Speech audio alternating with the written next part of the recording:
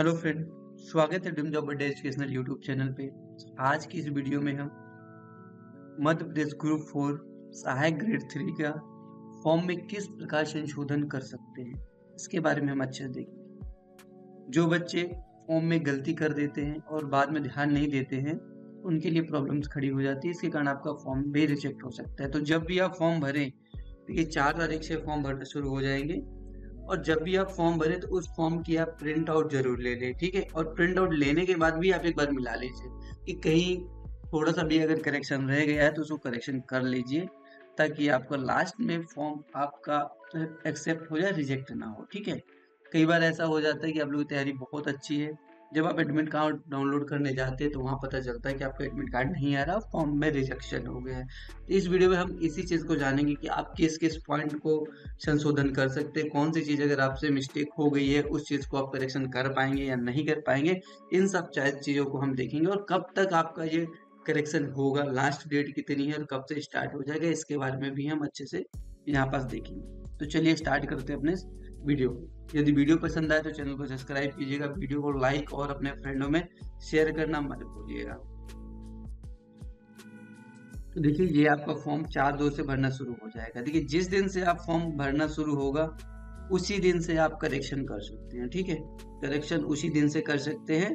4/2 से फॉर्म भरेगा और आवेदन का संशोधन जो है 4/2 से ही आप कर सकते हैं। लेकिन हाँ, यहाँ पास आवेदन जो भरने की अंतिम तिथि है 18/2 है, लेकिन संशोधन करने की डेट जो है 23 तारीख 23/2 तक, यानी कि 23 फरवरी तक आप फॉर्म को संशोधन कर सकते हैं, ठीक है। इस पॉइंट को आप याद रखिएगा, 23 तारीख तक ही कर सकते हैं, उसके बाद आप नहीं कर सकते हैं। देन यहाँ पास हम चलते हैं नेक्स्ट पॉइंट में, किन पॉइंट्स को आप संशोधन कर सकते हैं नहीं कर सकते। देखिए यहाँ पास ये आपकी फॉर्म का 3.24 में खुद जाके देख सकते हैं, मैं वहीं से इसको लिया हूँ। उसमें साफ साफ बताए हैं आप किन पॉइंट्स को संशोधन कर सकते हैं, किन परिस्थितियों में कर सकते हैं, किन पे नहीं कर सकते हैं।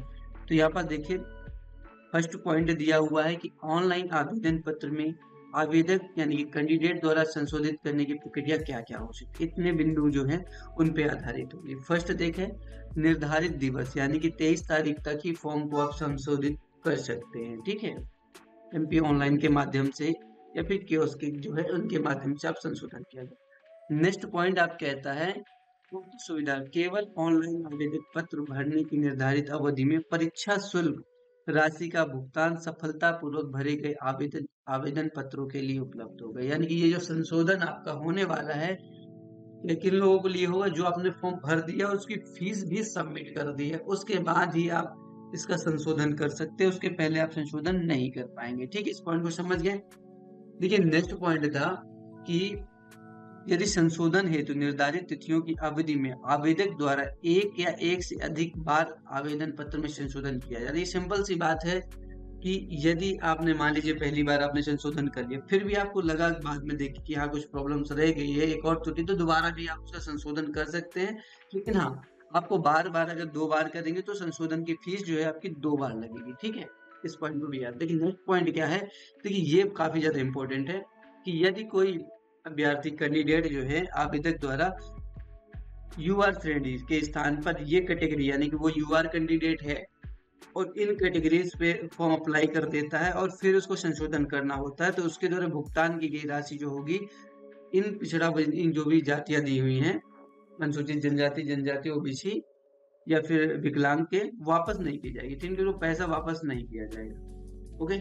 नेक्स्ट पॉइंट देखिए यही है कि अनुसूचित यदि आवेदक द्वारा अनुसूचित जाति, अनुसूचित जनजाति और पिछड़ा वर्ग श्रेणी से अनारक्षित में संशोधन करना है कि इन श्रेणियों से यदि यूआर में से संशोधित करना है तो उसे शुल्क जमा करने पर जो भी शेष राशि बचेगी उसे उतना राशि देना पड़ेगा, तभी वो कैटेगरी में अपनी संशोधित कर सकते। यानी कि इस चीज को समझे कि यूआर कैटेगरी, ओबीसी, ईडब्ल्यूएस, इन सब चीजों में आप संशोधन कर सकते हैं, कैटेगरी चेंज कर सकते हैं, ठीक। ये नेक्स्ट पॉइंट आपका था इस संशोधन के लिए निर्धारित अवधि में स्वयं आवेदक द्वारा ऑनलाइन आवेदन पत्र क्रमांक, ट्रांजैक्शन आईडी नंबर व जन्म तिथि का उपयोग करके अपने ऑनलाइन आवेदन पर संशोधन किया जा सकता है। यानी कि जब आपको संशोधन करना होगा तो किन चीजों की जरूरत पड़ेगी?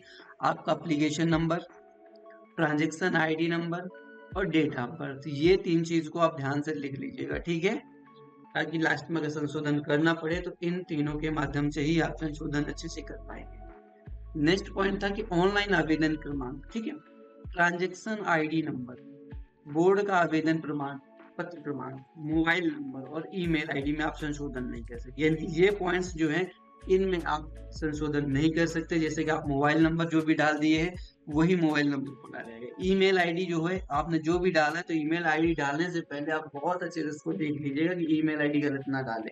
ईमेल आईडी में भी आपका संशोधन नहीं होगा।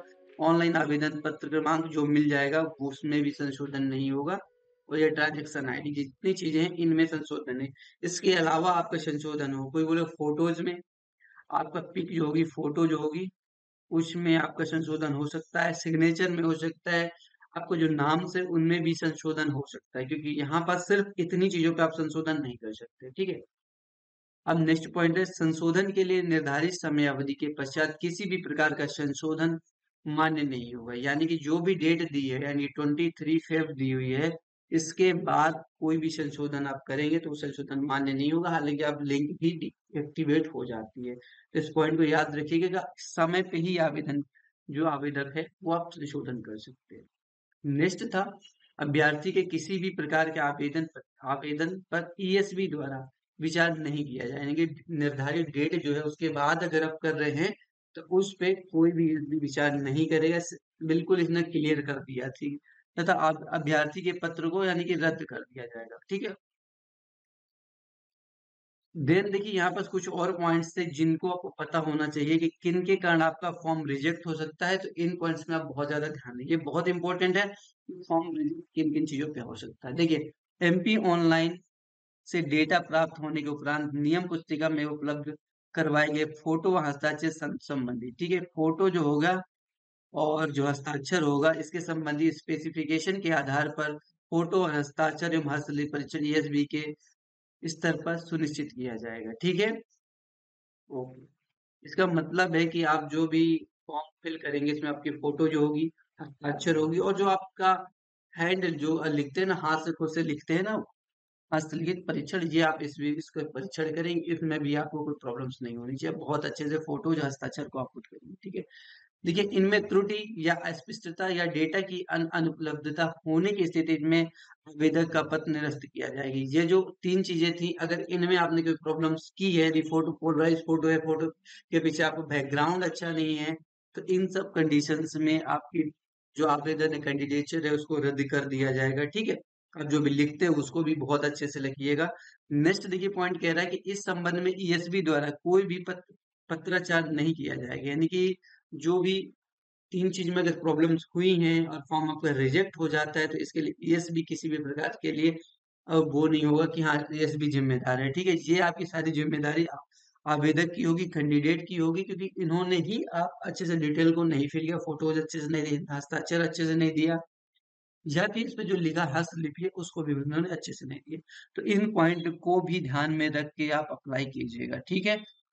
और बाकी चीज मैंने बता दिया है, जिन चीजों पे संशोधन हो सकता है उन चीजों पे संशोधन कर लीजिएगा, जिन चीजों में नहीं हो सकता उन पे तो बिल्कुल पहले से फॉर्म भरने से पहले ही आपको ध्यान दे के रख, ठीक है।